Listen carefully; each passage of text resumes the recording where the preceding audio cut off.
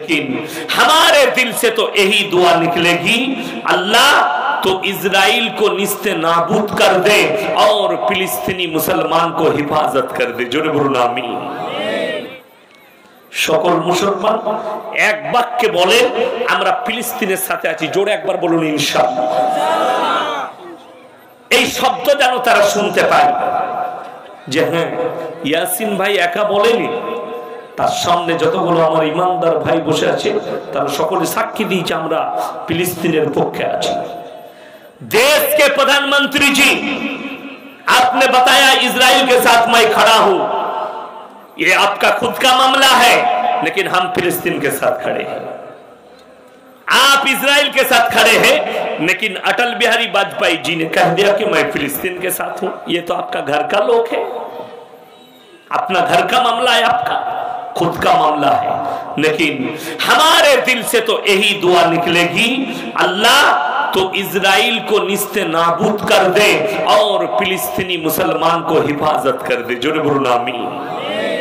प्रत्येकटा मुसलमान जाने नारी पुरुष जे मुसलमानদের প্রত্যেকটা নরনারীকে দ্বীনি ইলম হাসিল করা ফরজ।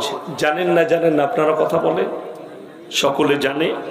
তারপরও এখানে যতগুলো মানুষ বসে আছেন নারী পুরুষ, আমার মনে হয় 100 জনের মধ্যে 90 জন হারাম হালাল জানে না, দিন পর দিন জানে না, কুফরি জানে না, শিরক জানে না, বেদাত জানে না, বদদিনী জানে না। তার একটা একটা করে প্রুফ দেব আপনাদেরকে, এই স্টেজে বসে প্রুফ দেব। নবীজি পানি খাওয়ার আদব বলেছেন, মাথা থেকে নিয়ে পা পর্যন্ত নবীজি আদব বলেছেন। নামাজ, রোজা, কলমা, হজ, যাকাত যদি কেউ মনে করে এটাই শুধুমাত্র ইসলাম, তার ইসলাম বুঝে আসেনি। পূর্ণাঙ্গ জীবন ব্যবস্থার নাম হচ্ছে ইসলাম। পূর্ণাঙ্গ জীবন ব্যবস্থা, সেই জীবন ব্যবস্থাটা কেমন হবে এটাই ইসলাম।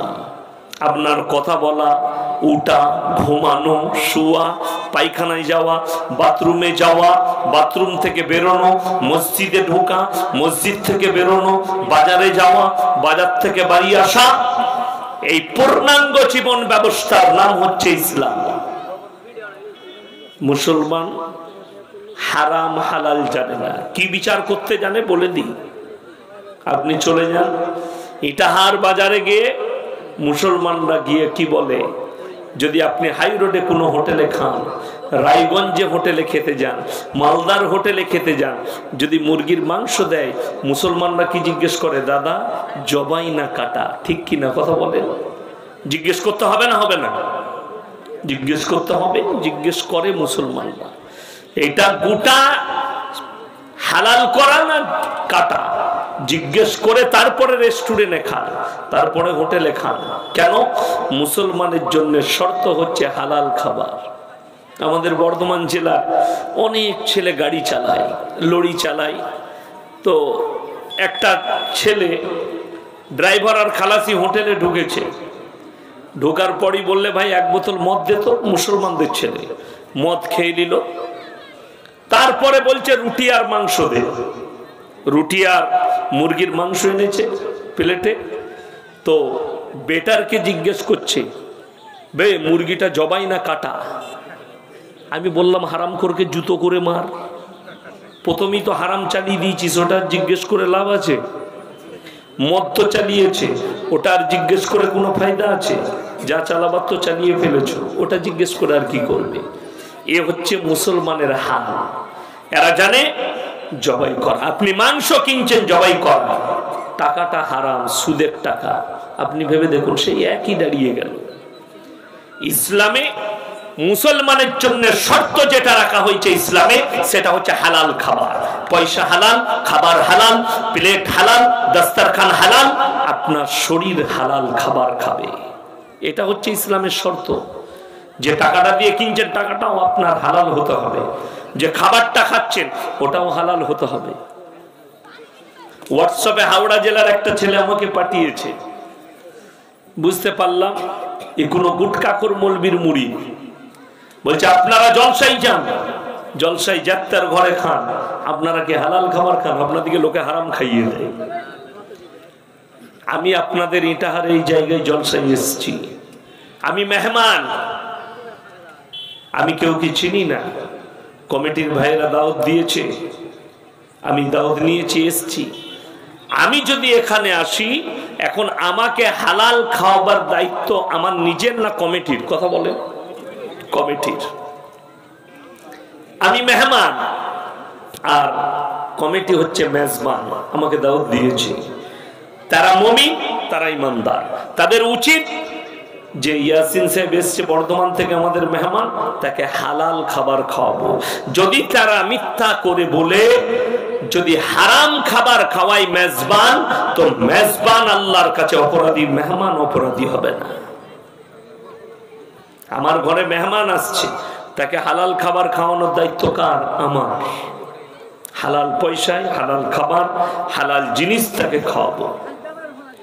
মুসলমানদের এই জায়গাটা বুঝে না আসার কারণে বেঈমান কাফেররা জাল বিছিয়েছে, আর জালেতে মুসলমানরা ফেসে গেছে, কামিয়াবি লাভ করেছে।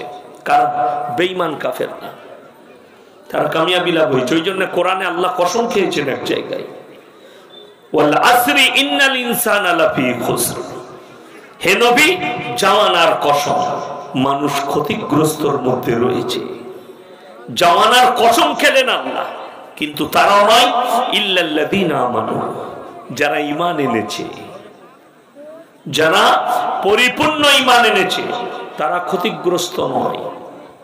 আজকে বড় কষ্টের বিষয়, আমরা নিজেদিকে মুসলমান দাবা করি, নামাজ আমাদের মধ্যে নেই। আমরা মুসলমান দাওয়া করছি, রোজা আমাদের মধ্যে নেই। আমরা মুসলমান দাওয়া করছি, যত রকমের হারাম কাজ মুসলমান লিপ্ত আছে। কারা করলো? বেঈমান কাফেররা জাল ফেলিয়েছে, আপনি জালের ভেতরে মাছের মতো ঢুকে গেছে, বেরোতে পারবেন না।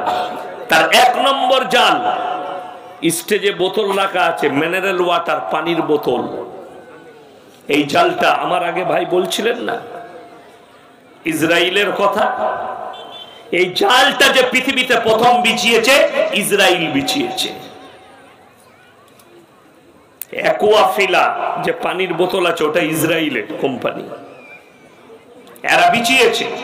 মুসলমানরা যেন নবীজির আদর্শ থেকে সরে যায়, সুন্নত থেকে সরে যায়, আদর্শ থেকে যেন এরা দূরে সরে যায়। এরা যেন গিলাসে বিসমিল্লাহ বলে পানি পান না করে, তিন নিঃশ্বাসে পানি পান না করে, এরা যেন হারাম পদ্ধতি ধরে নেয় আর দিন থেকে সরে যায়। মুসলমান আজকে বিয়েতে, শাদিতে, জলসায় পানির বোতল ধরিয়ে দিচ্ছে। ঠিক বললাম না ভুল বললাম? কথা বলে, পানির বোতল। আমরা আমাদের বাপ দাদা, আমার বাপের বয়সী যিনারা আছেন, যাদের 60 বৎসর বয়স, যাদের 70 বৎসর বয়স, যাদের 52 বৎসর, আপনারা ইমানদারির সঙ্গে বলুন, ছোটবেলায়, আমি ছোটবেলায় দেখেছি আমার গ্রামে সব থেকে সম্ভ্রান্ত পরিবার, সব থেকে সম্ভ্রান্ত রাইস মিলের মালিক। ছোটবেলায় আমি তাদের বাড়ির যে কোনো অনুষ্ঠানে খেতে গেছি, নিচেই তিরপল বিছিয়েছে খড়ের ওপরে, তার উপরে বসে খেয়েছি। প্লাস্টিকের গিলাসে পানি, গ্রামে প্লেট থাকতো, প্লেট, সেই প্লেটে খানা, সুন্নত তরিকা ছিল, নিচেই বসে খেতাম। আজকে আমি এখানেই প্রমাণ দিচ্ছি, শুধু আপনাদের বলে নয়, কমিটির ছেলেরা রাগ করেন না, গোটা পশ্চিম বাংলার মুসলিমদের হালে আজকে আমাদের মতো মৌলবীদিকেও চেয়ার টেবিলে বসে খাওয়ানো হচ্ছে। কার আখলাক? ইহুদি আর নাসারাদের আখলাক। মুসলমান ছেলে নিজেকে দাवा করছে, मैं हदीस मानने वाला हूं, मैं रसूल से मोहब्बत करता हूं, मैं इस्लाम से मोहब्बत करता हूं, लेकिन उनका अखलाक है बेईमान काफिरों की तरह। रहन सहन, चलन बलन, नामाज पढ़े, মুসলমান দাবি করে, 1 জানুয়ারি মুসলমানদের ছেলেরাই ফিস্টি করে, করে না? করে না? 25শে ডিসেম্বর আপনারাই পালন করছেন। কোরআন শুনিয়ে দিই, গায়রিল মাগযুবি আলাইহিম ওয়ালাদ-দাল্লিন, মাকজুম মানে ইহুদি আর দাল্লিন মানে নাসারা, এই দুটো দলই পদভ্রষ্ট, আর এদের যারা অনুসারী হবে তারাও পদভ্রষ্ট।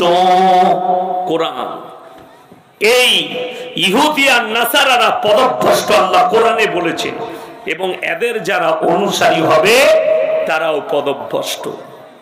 পৃথিবীর একটা সিস্টেমেটিক্যাল আল্লাহ তৈরি করেছেন। কোরআনে আছে ওয়াল্লাযীনা ইউমিনুনা বিমা উনজিলা ইলাইকা ওয়া মা উনজিলা মিন ক্বাবলিক। হে নবী, পৃথিবীর মানুষকে বলো, যতগুলো নবী পয়গম্বর আমি আল্লাহ পাঠিয়েছি এদের উপরে এরা যেন দৃঢ় বিশ্বাস আনে। এরা নবী আল্লাহ, এটা বিশ্বাস। কিন্তু শুনেলেন আল্লাহ রাব্বুল আলামিন একজন নবীকে পাঠালেন, তার সিলসিলা চলতে লাগলো। তার মধ্যে আল্লাহ তাআলা যেভাবে ইবাদত দিয়েছেন, যেভাবে দিন দিয়েছেন, সেই পদ্ধতি চলতে লাগলো। পরবর্তী নবীকে আল্লাহ পাঠালে যে নবী আসবেন, যারা বেঁচে থাকবে তাদেরকে কালমা পড়ে সেটার উপরে প্রবেশ করে যেতে হবে। পেছনের নবীর হুকুম বাতিল হলো, যিনি এলেন তার হুকুম চালু হলো। সিস্টেমেটিক্যাল এটা ছিল। পরপর যখন নবীরা এসছেন এইভাবে একবারই এসে নবুয়তের দরজাকে বন্ধ করলেন এবং দ্বীনকে পরিপূর্ণ করলেন। ইন্নাল্লাহা ইনদাহু আলাল ইসলাম, পরিপূর্ণ দ্বীন আল্লাহ তাআলা নবীজি সাল্লাল্লাহু আলাইহি সাল্লামের কাছে এসে ইসলামকে পরিপূর্ণ করলেন। জোরে বলুন সুবহানাল্লাহ। যেমন আমাদের ভারতে একটু গোলমাল আছে। বাগেশ্বর ধাম বাবা ছোটে দাজ্জাল, তাকে জিজ্ঞেস করছে, বাবা दुनिया का सबसे पहला धर्म कौन सा है? बाबा बोलছে सनातन धर्म, इसमें कोई शक नहीं। सनातन धर्म प्रथम धर्म। আর এর বলার দোষ নাই কেন? আমাদের দেশে দেখবেন এখন পঞ্চম বেদী, চতুর্বেদী, পঞ্চম বেদী, অষ্টম বেদী বক্তা বেরিয়েছে। একটা বেদ ধরিয়ে দিলে পড়ার ক্ষমতা নাই, শেষ করার ক্ষমতা নাই। পঞ্চম বেদী বক্তা, ষষ্ঠম বেদী বক্তা, চতুর্বেদী বক্তা, কানে হাত লাগিয়ে বয়ান করছে। ভাইরা মায়েরা বোনেরা, আমরা ভারতে কেউ মুসলমান ছিলাম না, সবাই কলমা পড়ে মুসলমান হয়েছি। পেলি কোথায়? শুনে বলছে, স্টাডি করে নয়, কোরআন হাদিস ঘেটে নয়। তাকে জিজ্ঞেস করো এই ভারতের মাটি কেমন মাটি? আল্লাহ রাব্বুল আলামিন হযরত আদম আলাইহিস সালাতু ওয়াস সালামকে দুনিয়ার প্রথম তৈরি করলেন, ঠিক কি না কথা বলেন? প্রথম মানুষকে আদম আলাইহিস সালাম। এবং আল্লাহ যখন দুনিয়ার বুকে নামালেন, তিনাকে হিন্দুস্তানের মাটিতে নামিয়েছেন। আদম আলাইহিস সালাম হিন্দু ছিল না মুসলমান ছিল? কথা বলে না, মুসলমান। তাহলে ভারতে হিন্দু থেকে মুসলিম কি করে হলাম? ভারত তো আমাদের দেশ। জোরে বলুন সুবহানাল্লাহ। ভারতে প্রথম যাদের উৎপত্তি হযরত আদম আলাইহিস সালাতু ওয়াস সালাম থেকে, মুসলমান দিয়ে আল্লাহ ভারতকে শুরু করেছেন। জোরে বলুন সুবহানাল্লাহ। আর ये বলছে दुनिया में पहला धर्म कौन आया? सनातन धर्म आया। भगाओ यार पखंडी बाबा को। आगे चलो আমার মুসলমান ভাই, ইলম না থাকার কারণে, হারাম হালালের বিচার না থাকার কারণে নিজেদের ব্রেনের দ্বারা, বিবেকের দ্বারা হারাম জিনিসকে মুসলমান হালাল করছে। পদ্ধতি খুঁজছে হালাল কিভাবে হবে, তার পদ্ধতি মুসলমানরা খুঁজছে। কি করে হালাল করব হারাম জিনিসকে? মৌলবীদের কাছ থেকে অ্যাভয়েড, কোরআন হাদিস থেকে দূরে। আজকে আপনি তাকিয়ে দেখুন, ভাই বললেন না যে একদিন ইসলামের বিজয় হবে, কথাটা সত্য। কিন্তু শুনেলেন মুসান্নাফ ইবনে আবু শাইবার হাদিস 40 নম্বর হাদিস, চোখ দিয়ে পানি আসবে আপনার। নবীজি বলছে এমন একটা দিন পৃথিবীর বুকে আসবে, মসজিদ গুলো মুসল্লিতে ভরে যাবে। সাহাবীরা জিজ্ঞেস করলেন, ইয়া রাসূলুল্লাহ, এই মুসল্লিগুলো কেমন হবে? তারা সুদ খাবে আর মসজিদে নামাজ পড়বে, বড় বড় অট্টালিকা বাড়ি বানাবে আর বড় বড় শপিং মল আর মার্কেট তৈরি করবে। পয়সার আর বাড়ির কম্পিটিশন চলবে, সুদ খাবে আর বড় লোক হবে আর 5 ওয়াক্তের নামাজ পড়বে। এটা হচ্ছে নবীজির হাদিস। মুসলমান তো হবে, ইমানদার খুঁজে পাওয়া মুশকিল হয়ে যাবে, মুমিন খুঁজে পাওয়া মুশকিল হবে, গোটা পৃথিবী মুসলমানের দখলে হবে। কিন্তু সেই যুগ এমন যুগ হবে, আজকে মসজিদের জন্য হাত পাতা হচ্ছে, মাদ্রাসার জন্য চাওয়া হচ্ছে, কোরআনের জন্য চাওয়া হচ্ছে, ইসলামের জন্য হাত পাতা হচ্ছে।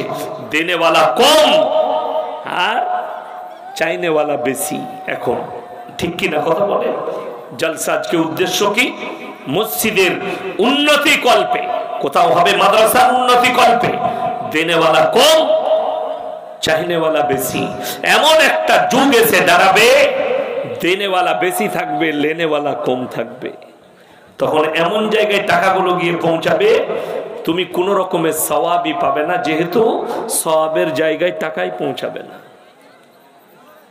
এই হচ্ছে কিয়ামতের আলামত।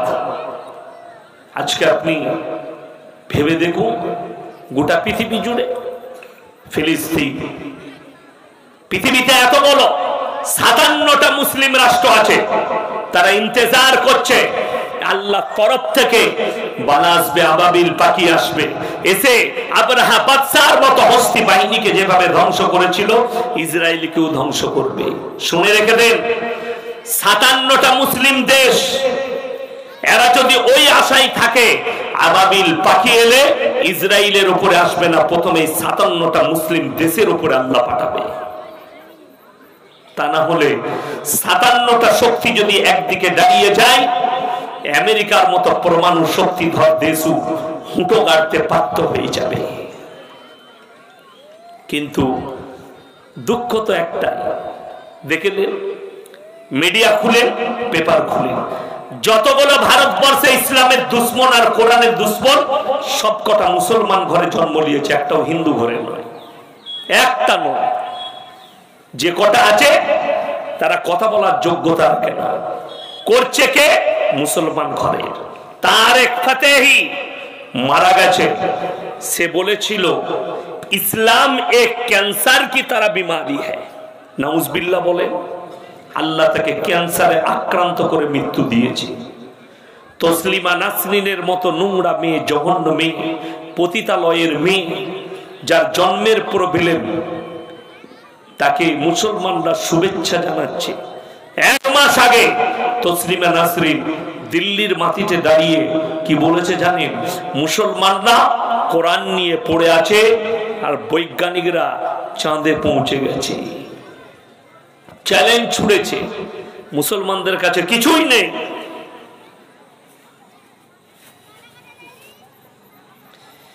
মুসলমানদের কাছে কিছুই নেই। কি আছে?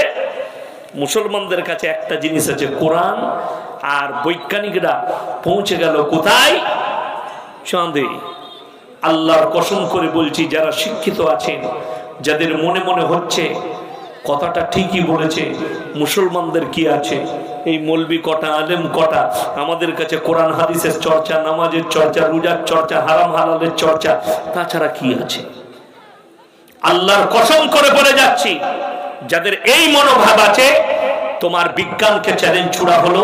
গোটা পৃথিবীর যতগুলো মানুষ আছে সকলকে কোরআন চ্যালেঞ্জ ছুড়েছে। মারাজাল বাহরাইনি ইয়ালতাকিয়ান বাইনাহুমা বারযাখুল লা ইয়াবকিয়ান।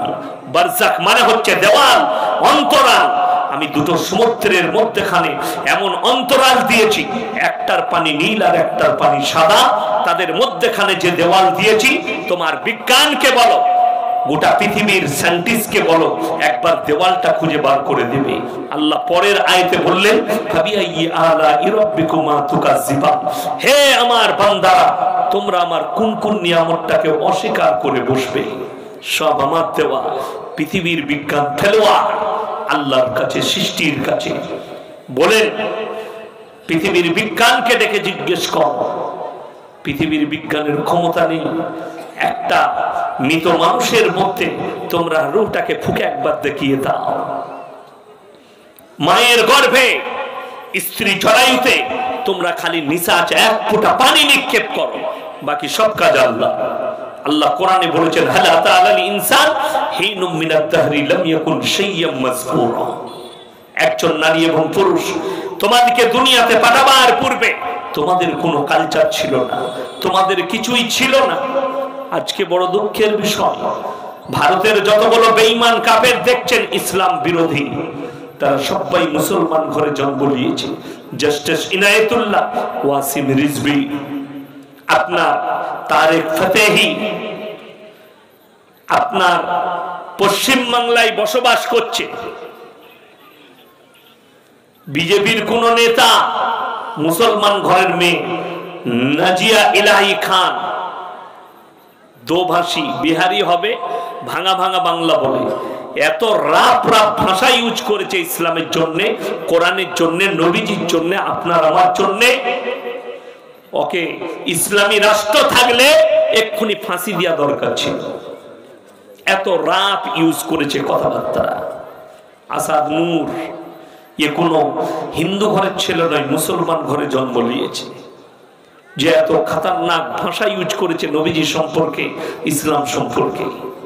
এরা সব পায়। আল্লাহর কসম করে বলে যাচ্ছি, ইসলামের কোনো যায় আসে না, ইসলামের কোনো ফারাক পড়বে না। যাদের মনে হচ্ছে আসাদ নূর, নাজিয়া ইলাহি খান, তসলিমা নাসরিন এরা ইসলামের জন্য ফ্যাক্ট, নো ফ্যাক্ট, কোনো ফ্যাক্ট না। যারা ফ্যাক্ট মনে করবেন যে এরা বলছে নবীজির বিরুদ্ধে, কোরআনের বিরুদ্ধে, ইসলামের ক্ষতি, আল্লাহর কসম করে বলছি, এর থেকে বড় বড় জালিম, এর থেকে বড় বড় বেঈমান, এর থেকে বড় বড় কাফের এসছে, কিছুই করতে পারেনি। তার একটা দলিল শুনেলেন, কোরআনে আছে, নবীজি কামা ঘরে কোরআন করছেন, বাইরে বেঈমান কাফেররা নবীজির বিরুদ্ধে তবলিগ করছে। কি তবলিগ? আল্লাহ নবীজিকে ওহী পাঠিয়ে বলছেন, وقال الذين كفروا لا تسمعوا لهذا القرآن والغوا فيه لعلكم تغلبون। নবী যে কোরআন আবৃত্তি করে, সে কোরআন তোমরা শ্রবণ করো না, বরঞ্চ হাততালি মারবে আর কানেতে আঙ্গুল দেবে। নবী যে কোরআন পড়ছে, এ কোরআন শ্রবণ করো না, হাততালি মারো আর কানেতে আঙ্গুল দাও। আল্লাহর কসম, তারপরও ইসলামকে রুখতে পারেনি গোটা পৃথিবীতে 250 কোটি মুসলমান। জোরে বলুন না সুবহানাল্লাহ। তাদের কুফরি কাজে আসেনি, তাদের মেহনত কাজে আসেনি। আর এই 2-4টা বেজন্মা আছে, হারামখোর আছে, যাদের নসল আলাদা, তারা চাইছে। আপনি দেখেন, ভারতের একজন মিডিয়া রুবিকা লিয়াকত, সে চলে গেছে, ইসরায়েলে হাজির হয়েছে। হামাস किस तरह गोला बारूद बरसा रहा है, फिलिस्तीन कैसे गोला बारूद चला रहा है इजराइल के ऊपर। রুবিকা লিয়াকত ইহুদি, ইহুদির নসলের, তার রক্তর প্রবলেম আছে। যারা ভাবছে ফিলিস্তিন, আমার আগের যিনি বলছিলেন ভদ্র মানুষ ভাইজান, তিনি বললেন ফিলিস্তিনের কথা, দুয়ার কথা। যদি কেউ মনে করেন ফিলিস্তিন হামারা মামলা नहीं है, ফিলিস্তিন মুসলমানদের কোনো মামলা নয়, মুসলমানদের সঙ্গে কোনো যুক্ত নাই, শুনে রেখে দিবেন, তার ইমানের খাতরা পেয়ে যাবে। কেন? আল আকসা হচ্ছে আমাদের প্রথম কাবা। নবীজি নামাজের মধ্যে সিজদায় ছিলেন, আল্লাহ অর্ডার দিলেন সাতরাল মসজিদিল হারাম, তুমি মাথাটা ঘুরিয়ে নাও। কোরআনে আছে সূরা বনি ইসরাঈল, সুবহানাল্লাযী আসরা বিআবদিহি লাইলাম মিনাল মসজিদিল হারাম ইলাল মসজিদিল আকসাল্লাযী বারাকনা হাওলাহু লিনুরিয়াহু মিন আয়াতিনা ইন্নাহু হুয়াস সামিউল বাসীর। হে নবী, পৃথিবীর মানুষকে বলে দাও, আমার নবীকে আমি মেরাজের রাত্রিতে বেচন থেকে তুলে মসজিদে হারাম থেকে মসজিদে আকসা, মসজিদে আকসায় গিয়ে নবীজি 2 রাকাত নামাজ আদায় করেছেন। তার পেছনে সমস্ত নবীরা মুক্তাদি হয়েছে। ওই মসজিদের সঙ্গে যথাযথভাবে ইসলামের সম্পর্ক। আল আকসা মসজিদ আমাদের অন্তরের স্থলের মসজিদ।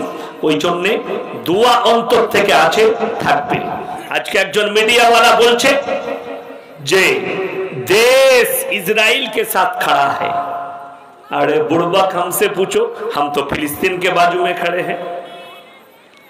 সকল মুসলমান এক বাক্যে বলে আমরা ফিলিস্তিনের সাথে আছি। জোরে একবার বলুন ইনশাআল্লাহ। এই শব্দ যেন তারা শুনতে পায় যে হ্যাঁ, ইয়াসিন ভাই একা বলেনি, তার সামনে যতগুলো আমার ইমানদার ভাই বসে আছে তারা সকলে সাক্ষী দিয়েছে আমরা ফিলিস্তিনের পক্ষে আছি। देश के प्रधानमंत्री जी, आपने बताया इजराइल के साथ मैं खड़ा हूं, ये आपका खुद का मामला है, लेकिन हम फिलिस्तीन के साथ खड़े हैं। आप इजराइल के साथ खड़े हैं, लेकिन अटल बिहारी वाजपेयी जी ने कह दिया कि मैं फिलिस्तीन के साथ हूं। ये तो आपका घर का लोग है, अपना घर का मामला है, आपका खुद का मामला है। लेकिन हमारे दिल से तो यही दुआ निकलेगी, अल्लाह तो इजराइल को निस्ते नाबूद कर दे और फिलिस्तीनी मुसलमान को हिफाजत कर दे। जोरे बोलुन आमीन। আমার মুসলমান ভাই, মামলা আপনার আমার সাথেই জুড়ে আছে। মুসলমানদের অভাব কোথায় শুনলেন আজকে? দ্বীনি শিক্ষা থেকে পেছিয়ে যাওয়ার কারণে আপনার মধ্যে না দুনিয়াবি এডুকেশন আছে, না দ্বীনি শিক্ষা আছে।